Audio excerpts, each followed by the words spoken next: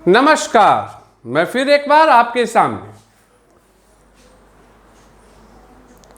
शुरुआत करने से पूर्व सर्वप्रथम मैं आप सभी से एक निवेदन करता हूं कि आप मेरे पिछले कुछ वीडियोस को लगातार देखें। मैं आपसे बार बार विनम्र निवेदन कर रहा हूं कि आप मेरे पिछले कुछ वीडियोस को लगातार देखें। कारण स्पष्ट है, कारण बिल्कुल ही स्पष्ट है। क्या है? जो अभी मैं कुछ वीडियोस बना रहा हूं वो वीडियोस मैं completely CTET, REET, UP TET के वैसे बच्चों के लिए बना रहा हूं जो कुछ भी नहीं जानते हैं और पात्रता परीक्षा में एक सम्मानजनक स्कोर प्राप्त करके सक्सेस हासिल करना चाहते हैं। और आरआरबी एनटीपीसी के वैसे बच्चे एसएससी के जिन्होंने विगत कुछ समय पूर्व से अपनी कॉम्पिटिटिव तैयारी शुरू की है, उसके लिए खास तौर पर फोकस करके मैं बना रहा हूं। और यही कारण है कि आप देख रहे होंगे कि मैं बहुत ही कंप्लीट डिस्क्रिप्शन में नहीं जा रहा हूं। मैं बेसिकली सॉरी, अब 1 से 10 का पैरामीटर अगर है और यहाँ 0 है और यहाँ 10 है, 10 मान लीजिए टॉप है, तो मेरा है कि पहले 4 तक आप सभी को पहुँचा दिया जाए। और मेरी जो अभी तैयारी चल रही है, मैं जो अभी आप लोगों के साथ सतत प्रयत्नशील हूँ विगत कुछ समयों से, मैं इसी के लिए प्रयत्नशील हूँ कि कैसे 0 to 4 आप लोगों को पहुँचा दिया जाए। यहाँ अगर पहुँच गए तो उसके बाद एक चाइल्ड साइकोलॉजी है कि अगर कुछ जान गए तो फिर बस जुनून पैदा करना है कि और गहराई में कैसे समुद्र से मोती निकालना है। तो अभी डर को हटाने के लिए 0 to 4 मतलब बस मैं आपको एक औसत बच्चे बनाने के तरफ अग्रसर हूं। तो चलिए अब कार्यक्रम शुरू किया जाए। आपको समझना है, आज जो विषय वस्तु मैं रखा हूं वह है LCM HCF। LCM HCF, LCM HCF का फुल फॉर्म क्या होता है भैया? बड़ा कॉमन है, lowest common factor, highest common factor. Hindi वो थोड़ा जटिल है, लघुत्तम समापवर्त्य महत्तम समापवर्तक। लघुत्तम समापवर्त्य महत्तम समापवर्तक, ये थोड़ा जटिल है, हिंदी में थोड़ा जटिल है। लेकिन English lowest common factor, highest common factor. अब सवाल है कि कैसे समझा जाए, कैसे समझा जाए। तो एक चीज समझिए, ए बी बहुत ही मैं तरीके से बता रहा हूं आपको। एक चीज को, और जो ऑनलाइन भी देख रहे हैं, अगर मुझे आप देख पा रहे हैं, अगर कोई भी टेक्निकल इश्यू टावर का नहीं है तो आप इस चीज को अच्छा से समझिएगा कि 3 संख्या दी गई है, ए बी सी। एलसीएम वह संख्या होती है, एलसीएम वह बड़ी संख्या होती है, नाम है लघुत्तम, नाम है लघुत्तम। वह बड़ी संख्या होती है जिसको कि ए भी काट दे, बी भी काट दे और सी भी काट दे। जिसको, गौर से सुनिएगा, एलसीएम वह संख्या होती है जिसको ए भी काट दे, बी भी काट दे और सी भी काट दे। मतलब अगर यह x है तो आपको यह चीज समझ लेना है कि अगर एलसीएम x है तो x बटा a अगर हम करते हैं तो रिमाइंडर मतलब शेष जो है वह क्या होगा? 0 हो जाएगा, मतलब वो 0 एकदम काट देगा पूरा। x को, उसी संख्या को b से भी काटेंगे तो शेष क्या होगा? 0 होगा, और x को c से भी काटेंगे तो शेष क्या होगा? 0 होगा। मूल बात पुनः एक बार कि लघुत्तम समापवर्त्य कहने के लिए लघुत्तम है, लेकिन वस्तुतः हमें वह संख्या प्राप्त करनी होती है जिसको कि यह भी काटे, मतलब ये संख्या इसको नहीं काटे। आप कंफ्यूज हो सकते हैं, लेकिन कंफ्यूज होना नहीं। इस संख्या, यह संख्या देखिए, x मैंने हर जगह ऊपर रखा है, x मैंने हर जगह क्या रखा है? ऊपर रखा है। मतलब वह जो संख्या है जिसको हम लोग एलसीएम समझ रहे हैं, उसमें यह गुण होना चाहिए कि अगर उसको ए से भाग दे, बी से भाग दे, सी से भाग दे तो शेषफल को इंग्लिश में क्या बोलते हैं? रिमाइंडर। रिमाइंडर क्या होना चाहिए? 0 होना चाहिए। रिमाइंडर क्या होना चाहिए? 0 होना चाहिए। और वहीं दूसरी तरफ आपको समझना है, यह क्या हो गया? यह जो है आपका क्या हो गया? एलसीएम हो गया। अब वहीं दूसरी तरफ क्या है? एचसीएफ है। दूसरी तरफ क्या है? एचसीएफ है। अब एचसीएफ में भी मान लो, मैंने वही कहा कि 3 संख्या हम लोग ले लेते हैं। क्या करते हैं? 3 संख्या हम लोग ले लेते हैं, ए, बी और सी। एचसीएफ क्या होगा? कहने के लिए क्या है? Highest common factor. लेकिन मूलतः अगर x HCF है तो इसका अर्थ हुआ कि वह बड़ी से बड़ी संख्या, वह संख्या जो मूलतः a को भी काटे, b को भी काटे, c को भी काटे। मतलब यहां क्या है कि इस संख्या x को ये तीनों काटेगा, और इधर HCF में क्या है कि हमको वह संख्या ज्ञात करनी है जो बड़ी से बड़ी संख्या जो कि तीनों को काट दे। मतलब कि अगर a बटा x करेंगे तो भी शेषफल 0 हो जाना चाहिए, b बटा x करेंगे तो भी शेषफल 0 हो जाना चाहिए, और c बटा x करेंगे तो भी शेषफल 0 हो जाना चाहिए। यही बेसिक कॉन्सेप्ट है एलसीएम और एचसीएफ का। मैं फिर से बोल रहा हूं, यह बिल्कुल बुनियादी है। अगर आप मेरे वीडियोस को देखेंगे तो अगर आप आने वाले समयों में अगर ऑनलाइन क्लास में भी जाते हैं तो आपको बेंच के पीछे एक डरे हुए बच्चे की साइकोलॉजी के साथ बैठने की आवश्यकता नहीं होगी। आप बुनियादी तौर पर हर चीज को जानेंगे, और इसीलिए मैं बहुत ही धीरे धीरे ग्राउंड 0 से शुरू कर रहा हूं और 4 तक पहुंचाने की कोशिश कर रहा हूं।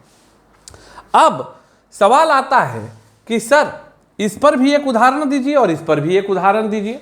तो अब सवाल का जो स्वरूप है इसको अब आप देखिए। मान लीजिए कि एक संख्या है 5, 10 और 15। आपको निकालना है इसका एलसीएम। क्या निकालना है? एलसीएम। तो हम लोग हर बार जो एक से अधिक जो संख्या, मतलब वैसी कॉमन संख्या लेंगे, प्राइम नंबर लेंगे जो एक से अधिक संख्या को काटे। छोटे से शुरू करेंगे, छोटा से। गौर से समझिए। अब देखो भाई, 5 है, 10 है, 15 है, किसी 2 संख्या को काटना है। एक 2 काटेगा, एक को तो काटेगा, दूसरे को नहीं। 3 काटेगा, 5 को भी नहीं काटेगा, 10 को भी नहीं काटेगा, सिर्फ 15 को काटेगा। 3 भी नहीं लेंगे, 4 नहीं लेंगे। मतलब छोटी अभाज्य संख्या क्या हुई? 5। छोटी अभाज्य संख्या क्या हुई? 5। तो हम लोग 5 को लेते हैं। 5 को 5 से काटे, कितना हुआ? 1। 5 दूनी 10, भागफल कितना हुआ? 2। 5 तिहाई 15। अब जो भी अंक इसमें बचा है, आप पाएंगे कि किसी भी अंक के लिए हम कोई भी एक कॉमन संख्या नहीं ले सकते हैं जो एक या एक से अधिक अंक को काटे। क्यों? अगर 1 से लेंगे तो 1 से तो कोई गुना भाग देने पे प्रभाव पड़ेगा नहीं। 2 लेंगे तो 2 इसको तो काटेगा, 3 को नहीं काटेगा। 3 लेंगे तो वो 1, 2 को नहीं काटेगा। मतलब अब जो है यह तीनों संख्या जो है इसको किसी भी संख्या से किसी 2 संख्या को नहीं काटा जा सकता है। तो स्टेप 2 क्या हो गया कि अब सबको गुना कर देंगे। तो 5 गुने 1 गुना 2 गुने 3, 5, 10, 30। यही 30 जो हो गया आपका एलसीएम हो गया। यही 30 जो हो गया क्या हो गया? आपका एलसीएम हो गया। अब जो मैंने यहां कहा था उसको यहां पे डाल के देखिए। अब यहां पे क्या हो गया? 5, 10, 15। एलसीएम मैंने कितना बोल दिया? 30 आ गया। ठीक है, अब भागा देके देखिए। 5 से 30 बटा 5 कट गया, शेष 0। 30 बटा 10 कट गया, शेष 0। शेष की बात हो रही है यहाँ पे। अगर नहीं लिखूंगा तो आप बोलेंगे कि सर आपने गलत पढ़ा दिया। और 30 बटा 15 तो भी क्या हो जाएगा? शेष 0। अर्थात वह सबसे छोटी बड़ी संख्या है। यह सबसे छोटी बड़ी संख्या है, एक कॉमन संख्या है, सर्वमान्य संख्या है जो कि तीनों अंकों से कटेगी। यही एलसीएम का फॉर्मूला है। और वही अब एचसीएफ पर अगर आते हैं तो अब एचसीएफ के लिए हम उदाहरण लेते हैं। एक उदाहरण देखो एचसीएफ के लिए, बड़ा ही सामान्य उदाहरण कि अब इसको थोड़ा मैं मिटा देता हूं, इस सेगमेंट को मैं मिटाता हूं। फोटो स्क्रीनशॉट ले सकते हो।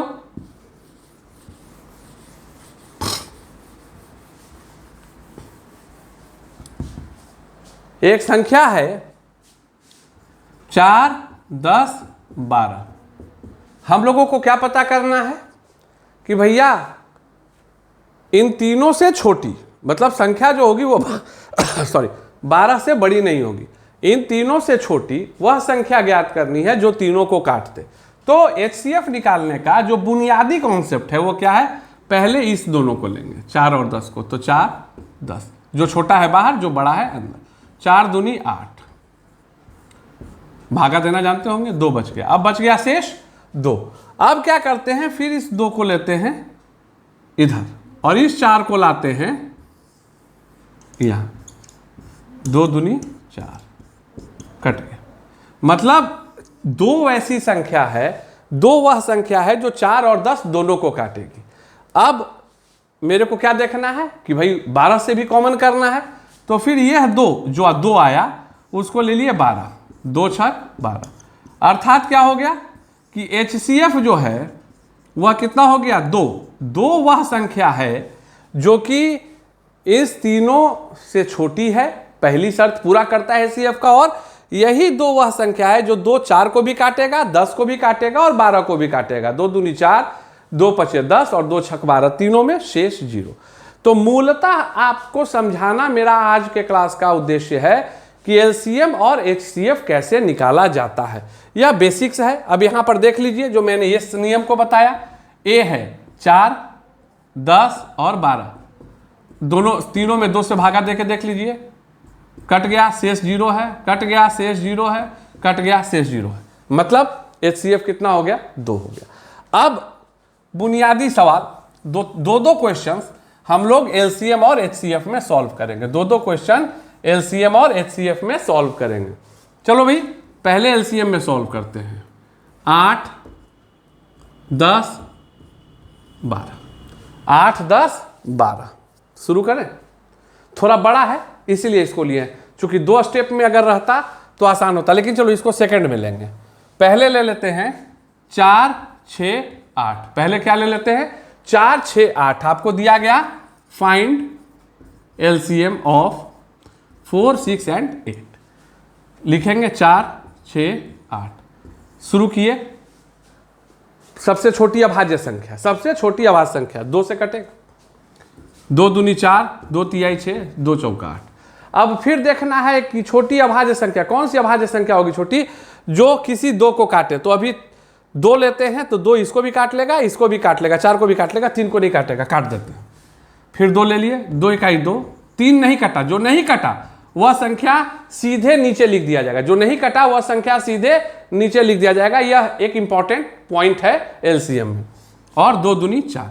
अब 1, 2, 3, 1, 3, 2 हो गया, अब तो किसी से नहीं कटेगा। अब क्या हो गया, LCM इज इक्वल टू सबको गुना कर देंगे। क्या कर देंगे, सबको गुना कर देंगे। 2 गुने 2 गुने 1 गुने 3 गुने 2, 2 दूनी 4, 12 दूनी 24। मतलब LCM क्या है, 24 है। 24 वह सबसे नजदीक की संख्या है जिसको कि ऊपर लिख के चेक कर लो। 24 में 4, 24 में 6, 24 में 8। पूरा कट गया, पूरा कट गया, पूरा कट गया। मतलब तीनों में क्या हो गया, शेष 0, 0, 0। LCM सही है। अब इसी में थोड़ी बड़ी सी संख्या हम लोग लेते हैं, थोड़ी बड़ी संख्या हम लोग लेते हैं।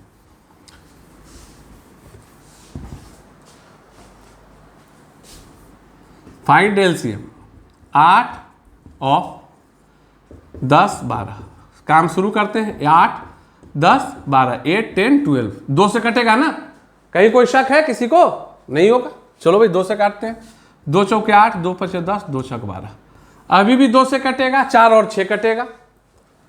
2 दूनी 4, क्या बोले थे, जो नहीं कटेगा वो सीधे नीचे उतर जाएगा। अब कोई किसी से नहीं कटेगा, तो LCM क्या हो गया, 2 गुने 2 गुने 2 गुने 5 गुने 3, 5 3 15 दूनी 30 दूनी 60 दूनी 120। 120 इसका क्या हो गया, LCM हो गया। आप देख रहे होंगे कितनी आसानी के साथ हम लोग LCM को निकाल सकते हैं, कितनी आसानी के साथ हम लोग LCM को निकाल सकते हैं। यह बुनियादी टिप्स है। यह क्या है, बुनियादी टिप्स है, इसको हम लोगों को समझना है। अब आजकल दौर तो ट्रिक का होता है। दौर क्या होता है, ट्रिक का होता है। तो हम लोग इसका एक नॉर्मल सा ट्रिक देख लो। अभाज्य गुणनखंड क्या है, अभाज्य गुणनखंड, अभाज्य गुणनखंड। तो अभाज्य गुणनखंड क्या होगा 8 का 2 गुने 2 गुने 2। 10 का क्या होगा 2 गुने 2 गुने 2 गुने 5। और 12 का क्या होगा 2 गुने 2 गुने 3। हो गया? हो गया कि नहीं हो गया? हो गया सर। तीनों में एक कॉमन है, तो इसके बदले क्या लेंगे 1 2 लेंगे। इसके बदले में क्या लेंगे 1 2 लेंगे। ले लिए? कहीं कोई किसी को कोई भी प्रकार का कंफ्यूजन नहीं है? बिल्कुल नहीं होना चाहिए, उम्मीद करते हैं।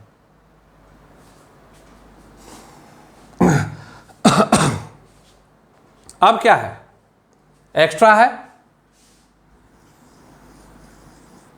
एक और 2 ले लिए जहां कॉमन बैठा।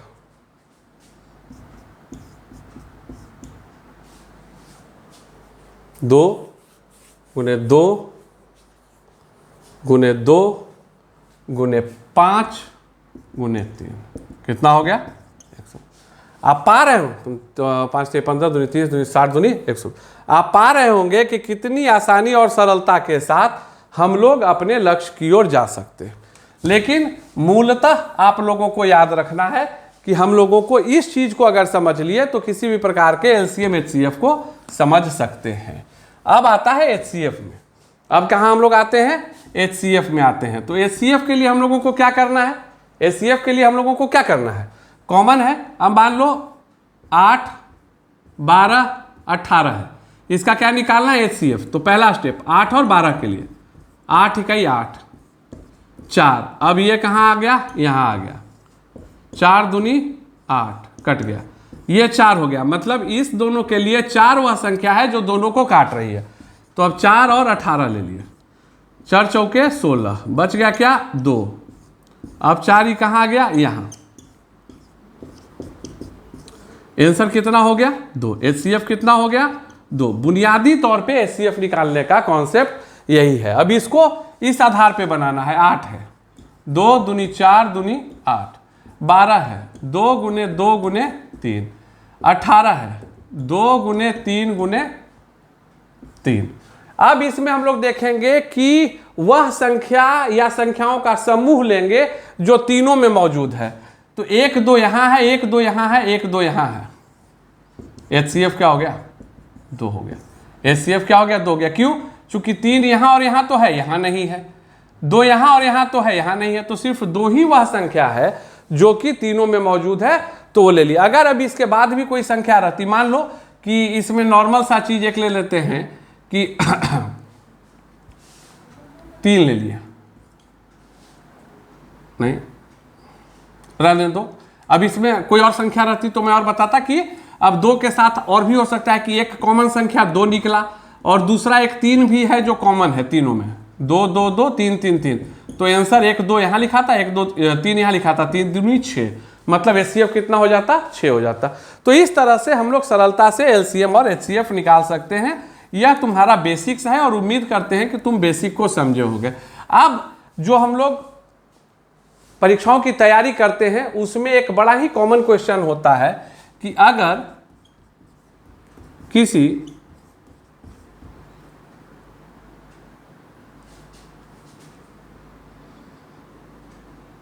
का एलसीएम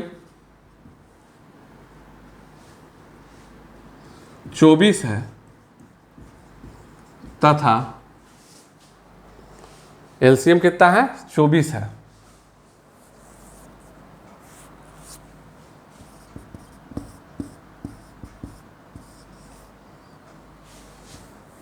किसी का एलसीएम 12 है, किसी का एलसीएम कितना है 12 है, तथा एचसीएफ 2 है। अगर एक संख्या 4 है तो दूसरी संख्या क्या होगी?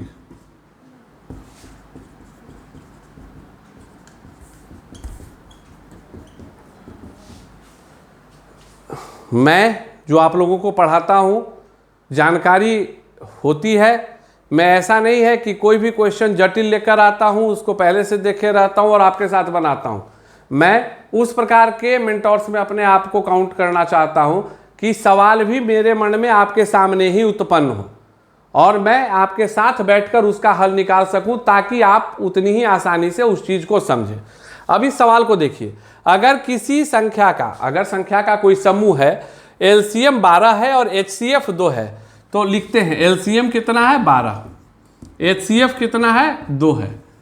फर्स्ट डिजिट क्या है, फर्स्ट डिजिट क्या है 4 है, तो सेकेंड डिजिट क्या होगा, 2 संख्या है क्या होगा। आपको याद रखना है कि एलसीएम एक नॉर्मल फॉर्मूला गुने HCF is equal to number 1 into number 2। एक फॉर्मूला आपको दिमाग में रखना होगा कि अगर 2 संख्या है या 3 संख्या है, कुछ भी है, तो एलसीएम गुने एचसीएफ का मान जो होता है वह संख्याओं के गुणनफल के बराबर होता है। फिर एक बार याद रखिएगा, शुद्ध ऊर्जा से मैं बोल रहा हूं कि अगर संख्या दी हुई है तो संख्याओं का गुणन उसके एलसीएम और एचसीएफ के गुणन के बराबर होता है। उस चीज को यहां भरेंगे, पुट करेंगे। एलसीएम इंटू एचसीएफ मतलब 12 गुने 2 इज इक्वल टू 4 गुने नंबर 2, 4 गुने नंबर 2, तो नंबर 2 इज इक्वल टू क्या हो गया 6।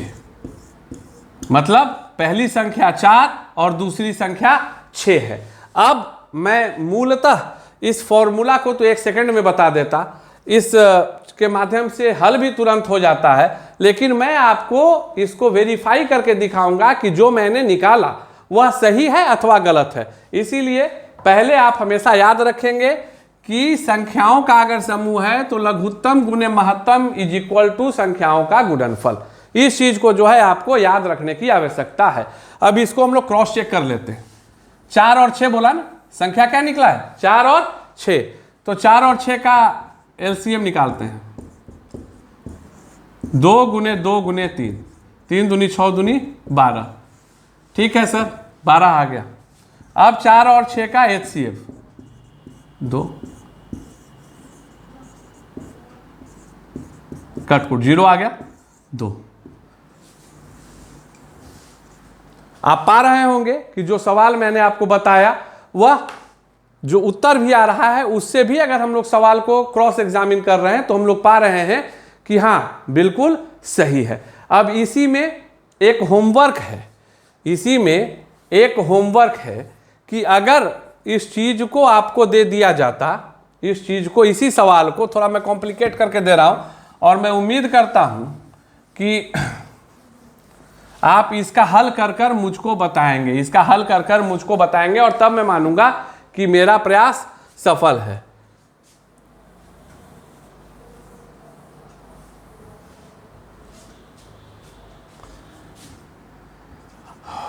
अगर एक संख्या, ये बड़ा ही अच्छा क्वेश्चन है भैया, दूसरी की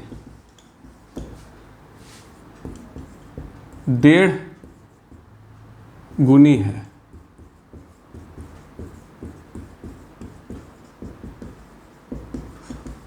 सवाल एज असाइनमेंट है, कमेंट बॉक्स में आप हमको भेजेंगे जवाब, तब मैं मानूंगा कि आप पढ़ते हैं, आप मेरे साथ पढ़ते हैं। मैं पढ़ाना मेरा कर्तव्य है, मेरा दायित्व है और मैं आपको जागृत करूंगा। सवाल समझिए, आंसर तो पता है ना कि 4 और 6 है, तो 4 का 1.5 गुना कितना है 6, मतलब सेम क्वेश्चन है, मैंने कुछ किया नहीं, मैंने क्या किया है डाटा बदल दिया।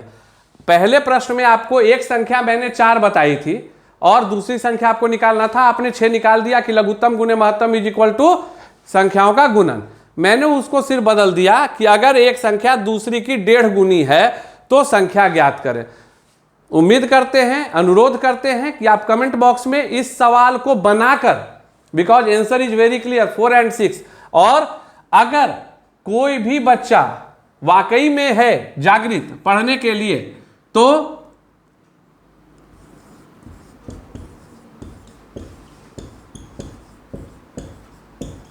ये व्हाट्सएप नंबर है 8789453743। ये व्हाट्सअप नंबर है, और नहीं तो मैं डेली लिख रहा हूं नाथ ऋषिकेश 398@gmail.com। इस पर भी आप बनाकर और अपने आंसर को पोस्ट करें। उम्मीद करता हूं सेशन अच्छा लगा होगा, मनोरंजक लगा होगा, पढ़ने में आनंद आया होगा। लगे रहिए, पढ़ते रहिए, बढ़ते रहिए। जय हिंद, वंदे मातरम।